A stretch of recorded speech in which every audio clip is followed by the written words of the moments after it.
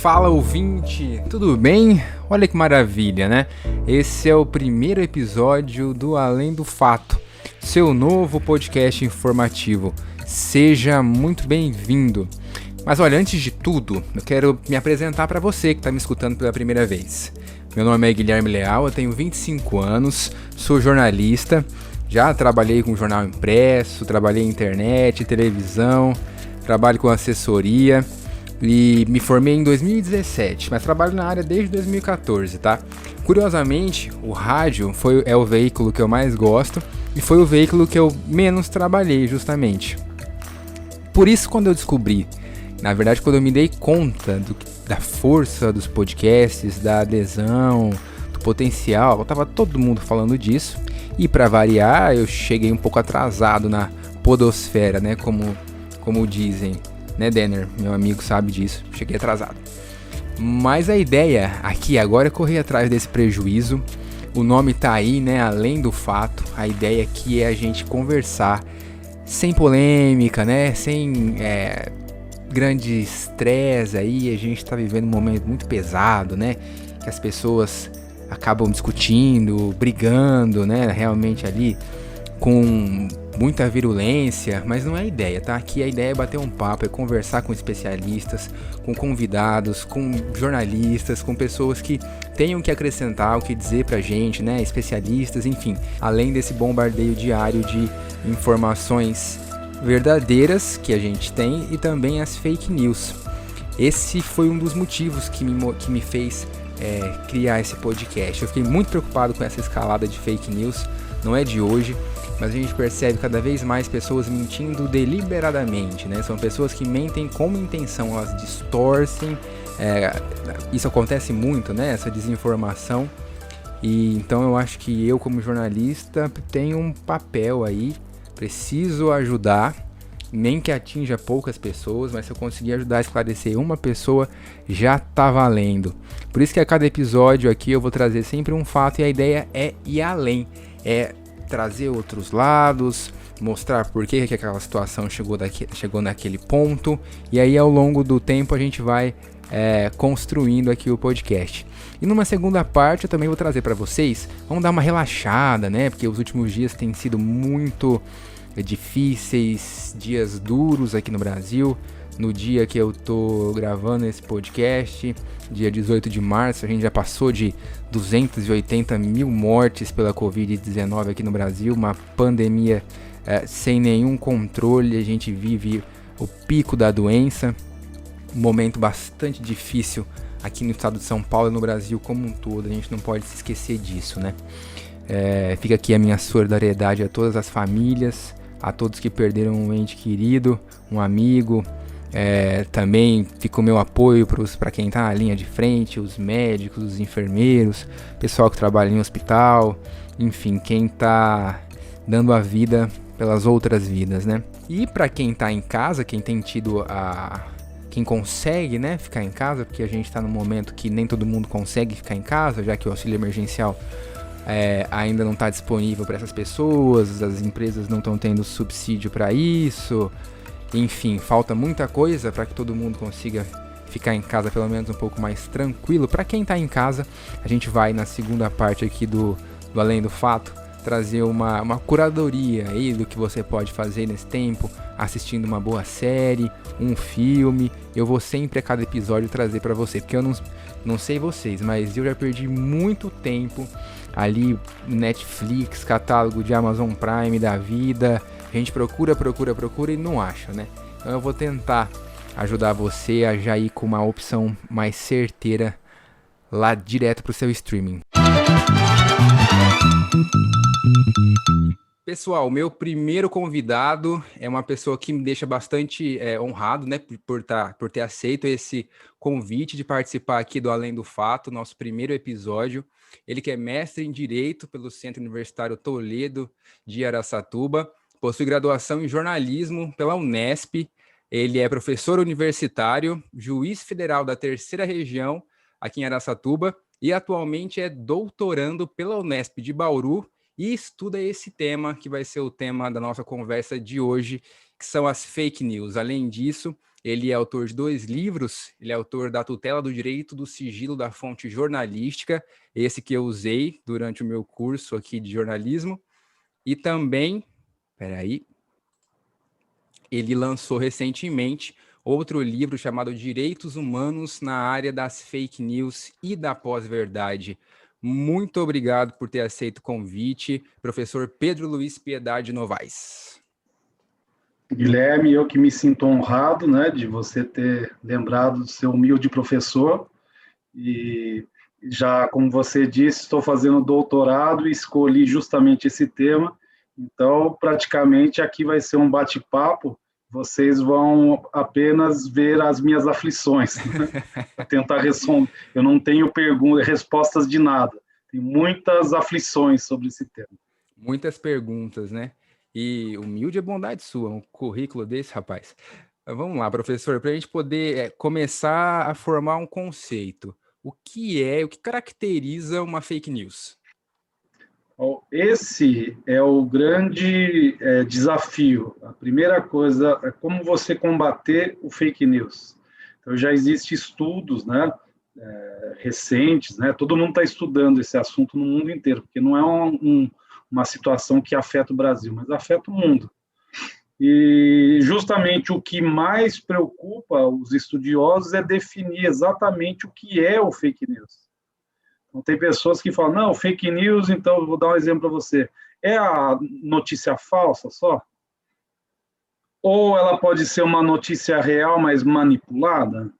Ou ela pode ser uma notícia verdadeira e real, e a interpretação da pessoa pode ser desfocada da realidade? Então, você tem muita coisa acontecendo hoje no Brasil e no mundo que você intitula como fake news. Então, só para resumir, né, tantas coisas que estão acontecendo, os estudiosos eles enxergam que o termo fake news também não é correto, porque se é uma notícia, ela não pode ser falsa. Então, isso aí é uma questão mais de terminologia. Então, eles acham que o melhor conceito seria chamar esse fenômeno de desinformação.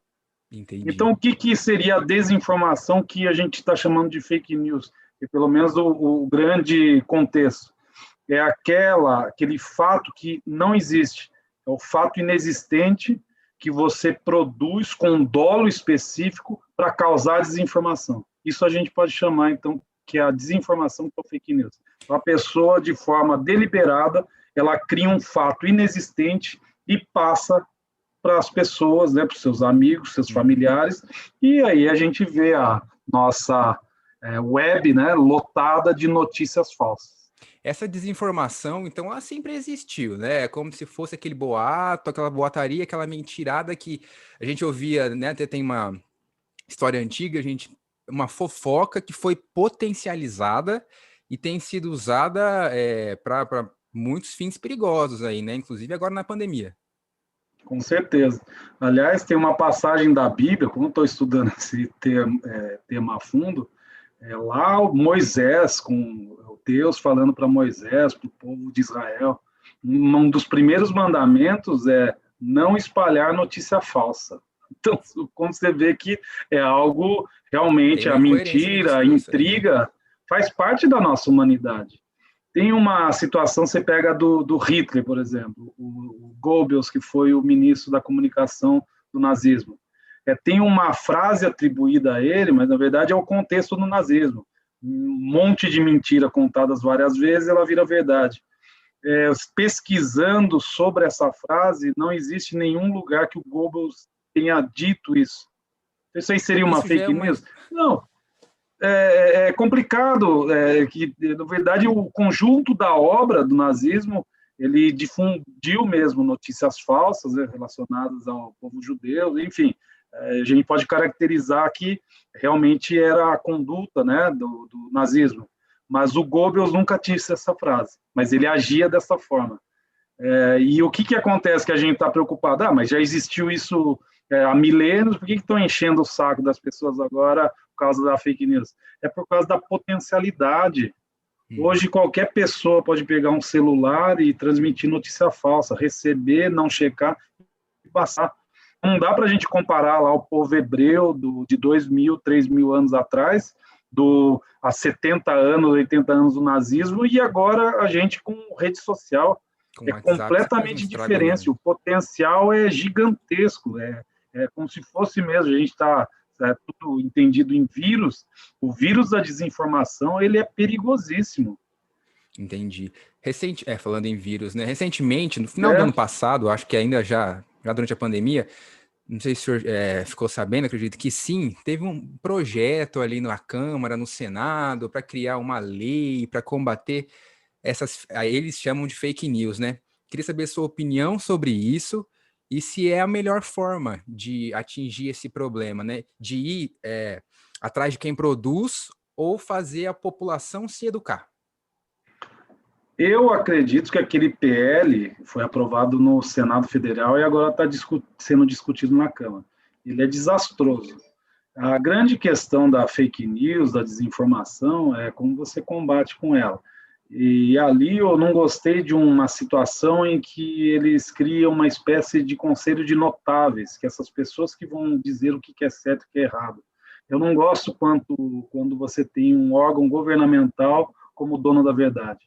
Eu prefiro, então, que você eduque as pessoas, faça uma educação digital, ou então a gente acreditar mais e aperfeiçoar essas agências de checagem que são criadas justamente para checar se uma notícia é falsa ou verdadeira. Eu estou mais confiável na iniciativa privada do que você fazer um grupo de notáveis que vão ser eleitos por senadores, por deputados, pela sociedade civil. Enfim, eu acho que não vai resolver o problema. E uma outra situação, como que você vai punir isso?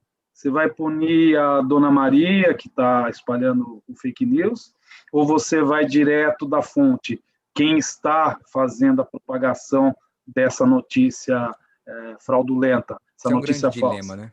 É o grande dilema, e daí, para complicar, às vezes você chega até a pessoa ou ao link que está distribuindo fake news, é robô, ou então essa página é falsa, você não vai chegar à pessoa. E daí tem as plataformas, né, digitais, que elas poderiam colaborar com isso, excluindo alguns, mas você vê a gritaria que está tendo. Eu acho interessante as pessoas que propagam fake news, que para mim não estão protegidas pela liberdade de expressão, que a liberdade de expressão não pode você contribuir com o debate jogando um vírus da desinformação. Você não está acarretando na pluralidade de ideias para fazer uma cidade, um país melhor. Então, como que você chega nesse mecanismo de fazer o cancelamento desses links? Uhum. Vocês verificaram, né, que no começo do ano o presidente dos Estados Unidos ele foi expulso Foi das banido, redes né? sociais. Então, daí vem um fomento, isso é censura. Então, a gente está num debate dizendo até onde vai essa liberdade de expressão. Será que é possível, mesmo o homem mais poderoso do mundo, ele está autorizado a distribuir desinformação pelo mundo? Essa é a grande pergunta que os estudiosos estão tentando verificar. Qual que é um sistema que você pode excluir, sim, e eu acredito que pode, mas qual que é a medida? Você tem que dar advertências, indo aos poucos, e daí pelo conjunto da obra você já extingue ou já exclui, ou então qualquer postagem da pessoa já está valendo. Então são perguntas que esse PL não consegue resolver. Entendi. O senhor acredita, o senhor tocou aí no ponto das empresas, plataformas, né? Facebook e tal, Isso. Google. O senhor acredita que aquela neutralidade da rede tem que existir ou não? As empresas precisam sim ser responsabilizadas quando essas fake news, essa desinformação, como no caso do Trump aí e de outros, né, políticos ao redor do mundo, acabam gerando discurso de ódio e aí de ambos os lados, né?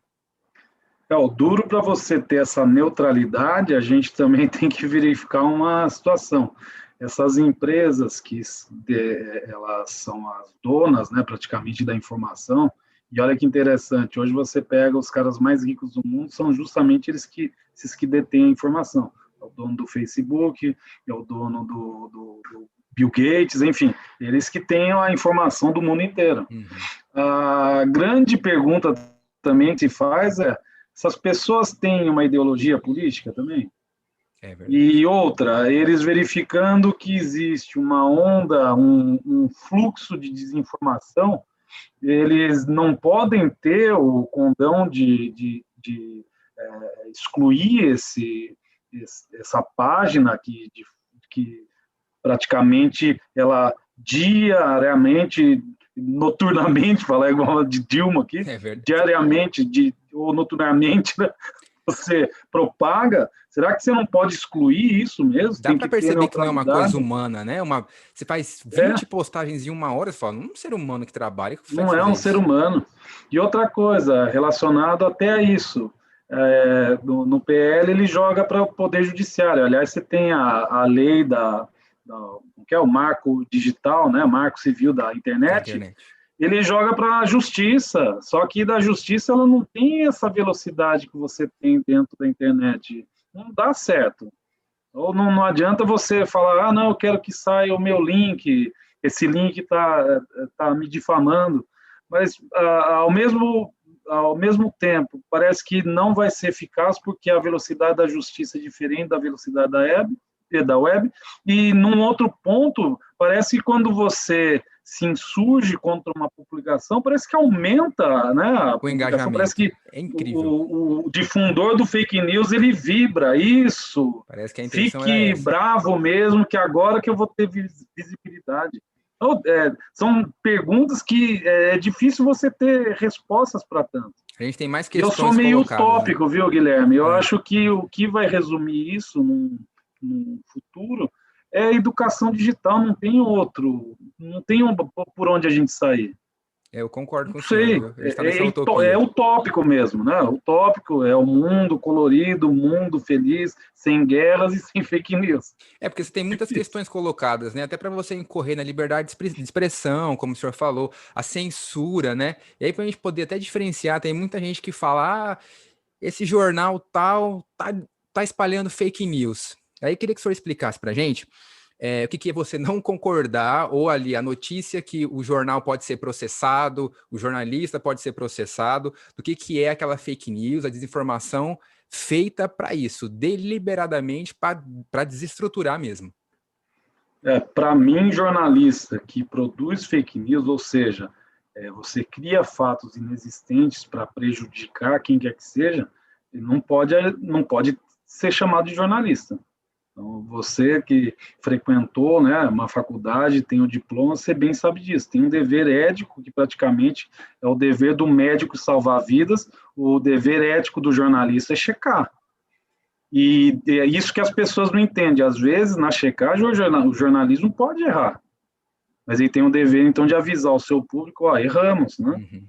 Tudo bem que não vamos entrar na seara de que esse erramos é pequenininho, sim, não é feito, né? Nem entra. Também você não pode também falar que a imprensa são feitas só de pessoas, né, monges budistas, que não tem nenhum tipo de interferência, qualquer tipo de interesse externo, atitude, né? Interesses externos, nem políticos. Isso não existe também. Mas como você combate isso no bom jornalismo? É a checagem. E está dentro do contexto do jornalismo, você dá opinião. Então, se você não gostou da opinião, vai para uma outra notícia. A mesma notícia, pega o jornal tradicional que você gosta de ler, mas não esqueça de ler também o que você não gosta. Porque, às vezes, a sua verdade, a sua crença pode estar sendo manipulada por um tipo de pensamento. Então, para mim, essa questão, as pessoas têm que parar de ficar xingando a imprensa, dizendo que a imprensa só faz fake news. Tem essa hashtag horrorosa que é da Rede Globo, Globo Lixo. Não é assim, mas sabe que eu acho interessante, Guilherme? Quando você tem, por exemplo, vamos falar um outro veículo de comunicação que é muito xingado mesmo por pessoas extremistas. Sai uma pesquisa do Datafolha, mas ele é favorável ao seu candidato. Daí você divulga, Datafolha, tá vendo?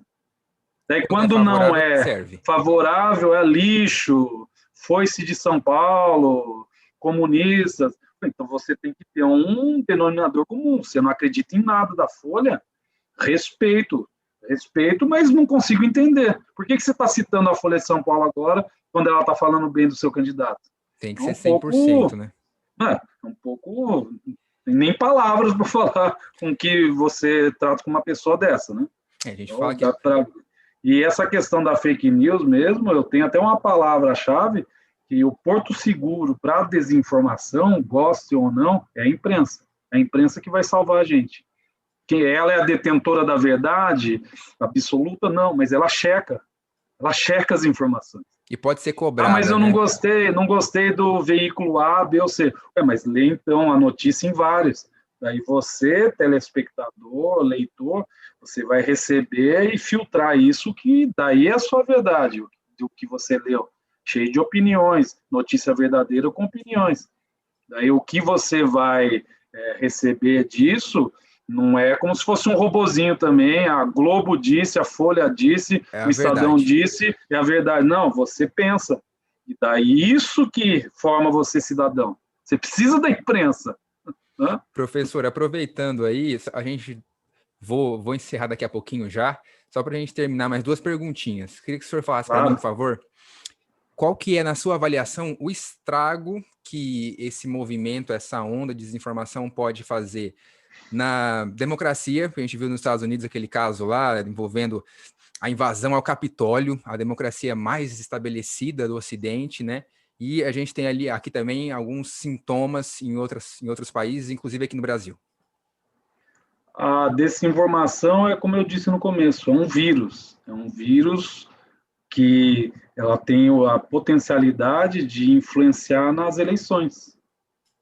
Então, a gente pode, principalmente em umas eleições que possivelmente vão estar, infelizmente, de novo, bem politizada, né, em 2022, talvez a gente possa, pessoas, né, que não são nem ali nem aqui, na hora de votar, ela pode estar sendo influenciada por um fake news.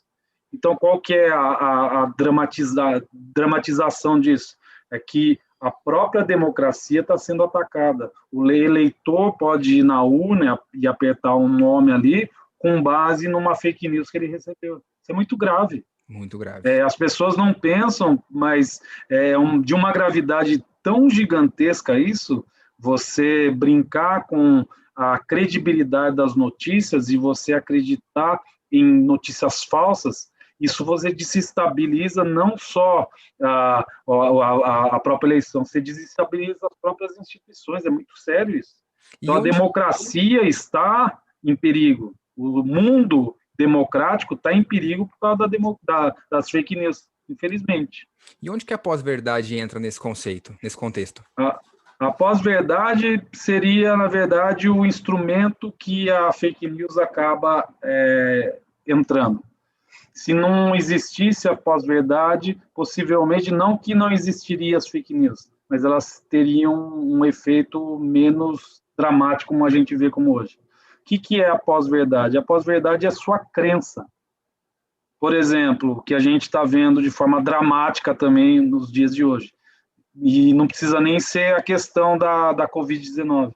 Tem pessoas que não acreditam em vacina. Então, como que você, né, nessa questão da pós-verdade, ela entra nisso? É uma crença. É uma crença que já existia antes até da vinda da pandemia da Covid-19. Tem pessoas que não vacinam seus filhos. Então, o que acarretou já no Brasil? O sarampo estava erradicado do Brasil. Voltou o sarampo. Caramba, mas voltou por quê? Porque existem pais que não vacinam os filhos. Então, a gente corre o risco de ter a poliomielite de volta no Brasil, que está erradicada. E nem se fale a questão da vacina agora da Covid. E essas mesmas pessoas que falam que não acreditam em vacina são essas mesmas que não querem esse fique em casa. Mas você só vai voltar à vida normal se você for vacinado. Ah, mas eu não consigo acreditar na vacina A, B ou C. Você tem que acreditar na ciência. E então, essa crença, quando ela estiver acima da própria verdade dos fatos, aí você entra com a fake news. Eu tenho uma charge que eu já coloquei no meu Instagram que evidencia o que é a pós-verdade. A menina chega para o pai e fala: pai, o que o senhor está lendo é fake news. Daí o pai responde para a filha: mas como pode ser fake news se eu acredito em tudo que eu estou lendo? E aí? Entendeu? A pessoa não vai Perfeitamente. checar, porque a notícia lhe agradou. Lhe Se lhe conforta, né? agradou, por que eu vou checar? É verdadeira para mim, é a minha crença. Não, mas é mentira, estou mostrando aqui dados estatísticos, é mentira isso. Não, mas eu gostei da notícia. A notícia para mim é verdadeira e eu vou repassar. Como É que você verdade. controla isso, Guilherme? Aí vai ficar é uma questão para os doutores, né, o pessoal que está estudando, mas eu acho que também toda a sociedade, né, quem está envolvido, porque é um problema que afeta todo mundo, não tem jeito. Exatamente, não, é uma crise mesmo. A gente tem a pandemia da Covid-19 que está matando gente, e a gente tem a pandemia da desinformação que está matando democracias. Professor Pedro Luiz Piedade Novaes, muito obrigado por ter participado, por ter aceito esse convite. Eu tenho certeza que deu para esclarecer bastante coisa e eu espero que o senhor volte no futuro, viu, Eu que pessoal? agradeço, Guilherme, pela oportunidade e fico à disposição, né, para um futuro encontro. Estou sempre à sua disposição. Pode deixar, porque eu acho que infelizmente esse assunto vai continuar em destaque, né, professor? Infelizmente. Valeu, brigadão. Tá bom. Obrigado, uma boa tarde. Valeu. Vamos mudar de assunto agora, vamos fazer uma curadoria aqui para vocês. Toda semana eu vou trazer uma dica de uma série que esteja bombando aí, que esteja em alta no momento, ou então uma boa opção que seja um pouco desconhecida do grande público, né? Porque eu não sei vocês, eu perco muito tempo no catálogo da Netflix ou do Amazon Prime, Globoplay, procurando, né? Eu já cheguei a cronometrar, passei 40 minutos procurando alguma coisa nova.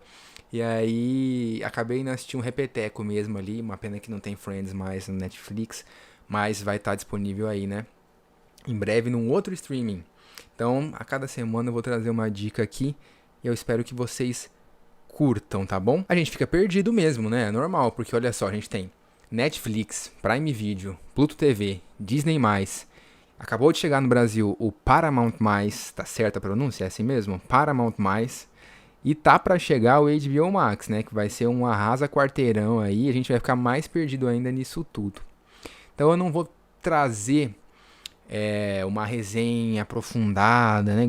Igual tem em alguns canais no YouTube. Vou tentar destacar para vocês alguns pontos positivos e outros nem tanto, mas que fazem com que você acaba valendo a pena para você dar uma chance para essa série, tá legal? O som tá bacana, pessoal? Depois vocês comentem aí embaixo nos comentários. Olha que chique, sempre quis dizer isso. Depois vocês comentem nas nossas redes sociais se o som ficou legal, tá bom? A primeira série de hoje é uma série que eu particularmente gosto muito. Descobri no ano passado, também por conta da pandemia, com esse negócio de ficar mais em casa, a gente acaba desbravando um pouco mais, né? É uma série americana que começou a ser produzida pela NBC e foi distribuída em primeira mão pelo Fox Premium aqui no Brasil. Hoje em dia pertence à Disney, né? É a série This Is Us.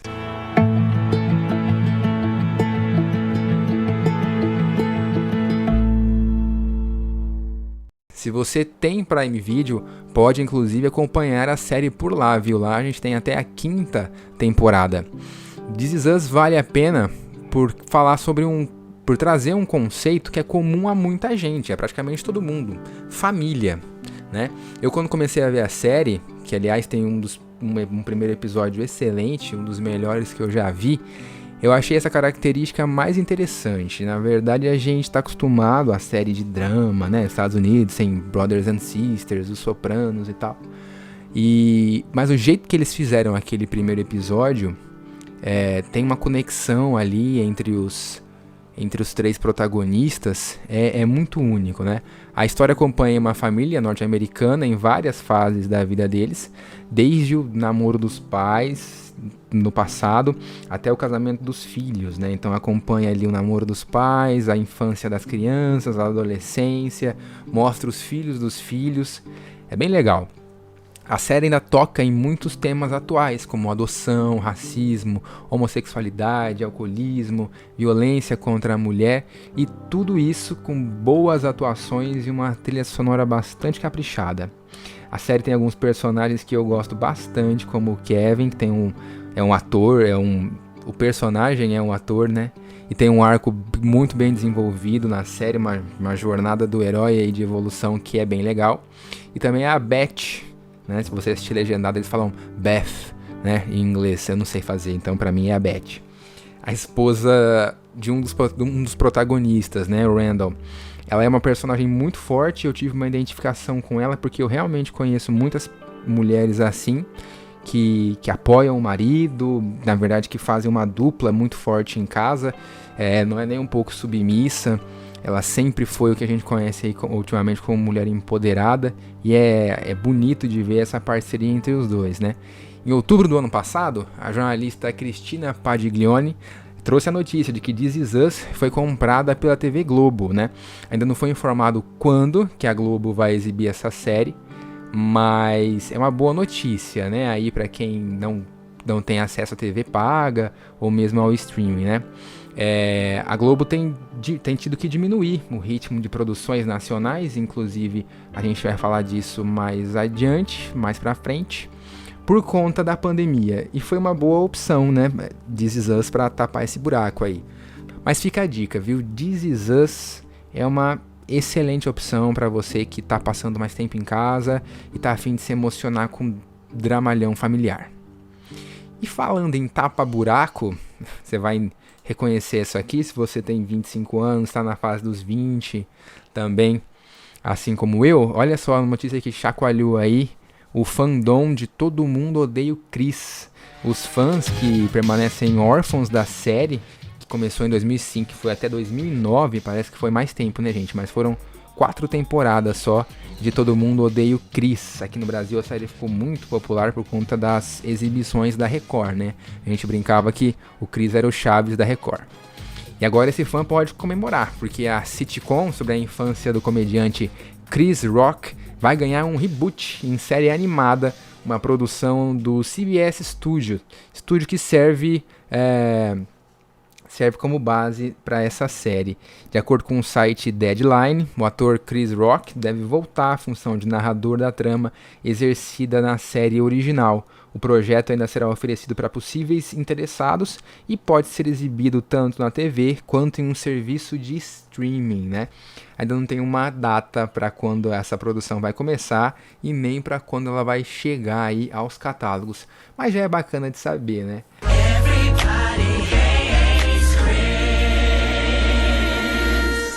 E falando em suspensão de séries, com o aumento do número de casos de Covid-19 aqui no Brasil e as novas regras da fase emergencial em São Paulo, a TV Globo suspendeu as gravações das séries Aruanas e Segunda Chamada. A informação é do portal UOL. A emissora alegou que para manter a saúde dos atores e da equipe como um todo, foi preciso dar essa pausa nos trabalhos, até que pelo menos o número de casos da Covid-19 volte a cair aqui no país. Aruanas é uma série que tem como primeira janela de exibição o Globoplay e é protagonizada pelas atrizes Thaís Araújo, Leandra Leal e Débora Falabella. Já a série Segunda Chamada foi exibida direto na Globo Aberta e olha, para quem não teve chance de assistir na TV aberta, assista porque vale muito a pena, viu? Ela mostra a realidade do ensino noturno nas escolas públicas. Quem já estudou à noite sabe como é diferente, né? Você lidar com jovens que trabalham um dia inteiro, e a série acompanha uma escola na periferia, mostra todas as dificuldades ali, o fato da influência externa, da criminalidade, da droga também, a família, no caso das pessoas que já são mais velhas e voltam a estudar. Ela tem a mesma dinâmica de Sob Pressão, né, que mostra o dia a dia de um hospital, e Segunda Chamada mostra o dia a dia dessa escola e conta com a participação da atriz Débora Bloch, liderando o elenco como a professora Lúcia. Assim que for anunciada uma data, né, para o retorno, a gente está ansioso. Eu conto aqui para vocês, viu? E vocês podem conferir mais informações sobre séries, filmes, televisão, música e muito mais no site cadernopop.com.br do meu parceiro Eduardo Fonseca. Dá para seguir também nas redes sociais, Facebook, Instagram. É um site que você consegue ficar super atualizado, pode ganhar prêmios ainda, hein? Eu mesmo já ganhei ali 2 sorteios e é muito legal. Fica ligado porque vale a pena. www.cadernopop.com.br. Pessoal, esse foi o primeiro Além do Fato. Tô terminando por aqui o episódio de hoje. Eu agradeço demais a você que me acompanhou. E eu quero ouvir a sua opinião, mais do que isso, né? Eu quero saber se você gostou do episódio de hoje, o que é que você quer ouvir aqui, qual fato que você quer que a gente traga para que a gente possa ir além. Você quer que eu fale sobre o quê? Faz esse favor para mim, comenta, deixa nas redes sociais, nos siga nas redes sociais, né? Facebook e Instagram, Além do Fato Podcast, e também me sigam no Twitter, viu? Eu sou bem legal no Twitter, gente. @Guilherme Leal, tudo junto com 2 M's, tá joia? Nas plataformas digitais, você pode seguir a gente e não perder nenhum episódio. Nós estamos no Google Podcasts, Spotify, Deezer e Amazon Music. Eu espero por vocês na próxima segunda-feira, na semana que vem. Então cuidem-se, se puder fique em casa, não aglomere, se tiver que sair, use máscara, use o álcool gel. E a gente se vê na semana que... A gente se ouve na semana que vem. Até lá!